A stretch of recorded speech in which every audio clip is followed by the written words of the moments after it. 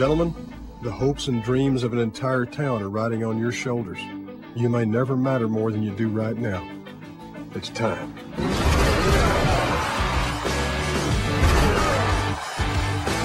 Now, if you want to win state, you're going to have to beat a team of giants, a team of monsters over in Dallas that outweigh you about 30 pounds a man. This is real, sincere warfare. We're in the business of winning. Run! Yes, sir! Should we believe the hype? What hype? The hype about Booby Miles. No, hype is something that's not for real. I'm all real. What's it like being the quarterback? I mean, this is a big responsibility for a 17-year-old kid. Do you think you can handle it? No, that is not acceptable. Hope so. Your dad played at Permian. What's it like to be the son of a local legend? Tell me why you can't hold on to the ball. Maybe this is help. Hold on to football. Next question.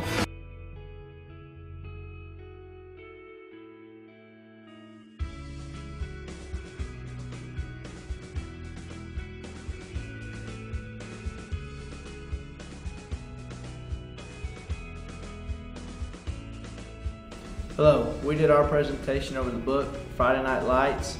It is set in 1988 in Odessa, Texas, in the oil field town that's full of crime, murder, all sorts of bad things going on. The book is a highlight of the 1988 Odessa Permian Panther football season. The entire team is not looked at in this book. It's more of individual characters and the experiences they go through. Economic status plays a role until Friday night. And I'll take a look at socioeconomic status and popularity and socioeconomic status and success in sport. Shakib, Elise, Dunbar, and Savo 2011 found that their predictions on black youth as well as youth from lower socioeconomic status did not heavily depend upon sport for popularity. They believed blacks and Hispanics perceived their popularity from other sources such as peers and family members because being successful academically was not cool, even in the areas where they had less opportunities and less resources. These attitudes and behaviors may come from the lifestyle and other statuses that blacks and Hispanics tend to shy away from, so that eventually they do not do well academically and are ashamed of their gifts. The socioeconomic status of characters like Brian Chavez have been low, considering the fact that he attended Permian High School. But higher economic standards for Chavez were placed upon him because his father is involved in law school and expected him to excel in football as well as academics. This is quite contrary to what Shabib, Belize, and Dunbar found. However, the only exception, because in Permian in the 1880s was well known for having lower academic standards, or at least for football players. Players like Booby Miles had learning disabilities and managed to pass somehow and played through injuries. So this simply does not make sense. It shows that they didn't in order to win football games, it did whatever it took. Baxter Jones and Mafuli determined that youth athletes were more likely to participate and be successful in sports when it came to the involvement of socioeconomic status, and also for those parents who were motivating towards the children.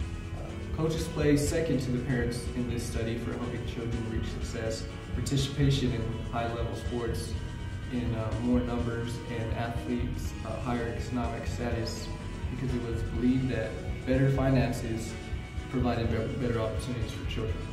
In the case of the boys from Odessa Permian, the coaches were more of the motivators and supporters in their success in sport. Sure, some parents played a role, but more caregivers like L.B. Miles or Charlie Billingsley seemed to live vicariously through their athletes.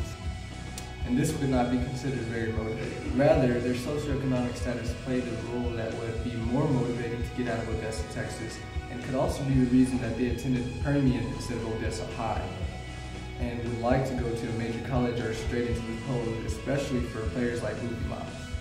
Throughout the book Friday Night Lights, I noticed racism and racial segregation to be a common theme. Now, although the author touched on other areas for concern, these were the two that stuck out the most to me. In an article titled, "Negroes in the Cities, residential segregation and neighborhood change. The authors Tauber and Tauber discussed human ecology as a framework for understanding or explaining the reasons for segregation. The three were the history of the Metroplex's migration, the total number of residential units available, and an individual's employment status. Now, on Friday Night Lights, racial segregation was still prevalent among whites and blacks. In the book, the author described Boobie's malresidence. He says, he felt good when he left the little white house that he lived in, where a green pickup truck sat in the bare, litter-strewn yard, like a wrecked boat washed up on the shore. He felt good as he made his way out of the south side part of town, the place where the low-income blacks and Mexicans lived, and crossed the railroad tracks as he headed for Permian over on the northeast side of town, the fancy side of town, the white side of town. Now, from this quote, you can clearly see the segregation amongst whites and blacks still existed in this time. That it existed in this time, and it kind of separated the two based on income. So low income versus higher income. Now, according to a study by Corin and Yinger, one major limitation to segregation is income, which we clearly saw throughout Friday Night Lights. Because blacks typically had lower incomes back then, it restricted them from moving into the white neighborhoods. Now, during the 1980s, segregation and racism still existed as well. And Biesinger showed this a great deal throughout the chapter, or throughout the book. In chapter 5, Biesinger gave the readers insight to the type of language that was typically used amongst whites in Odessa. He quotes, "Nigger, the word poured out in Odessa as easily as the torrents of rain that ran down the street across an occasional storm. Dumb old nigger, cocky nigger, New Jersey nigger, smart aleck nigger, talking nigger, blaming on the niggers, afraid of the niggers, nigger lady, let the nigger girl do it, nigger ball, run you nigger." During the 1980s, it was still very difficult for blacks. They were accepted in a weird way. In Boobie's Mal case, they loved him when he could play for them on the football field. They loved him when he was healthy, but outside of those pads, outside of him being healthy, he was just another dumb old nigger.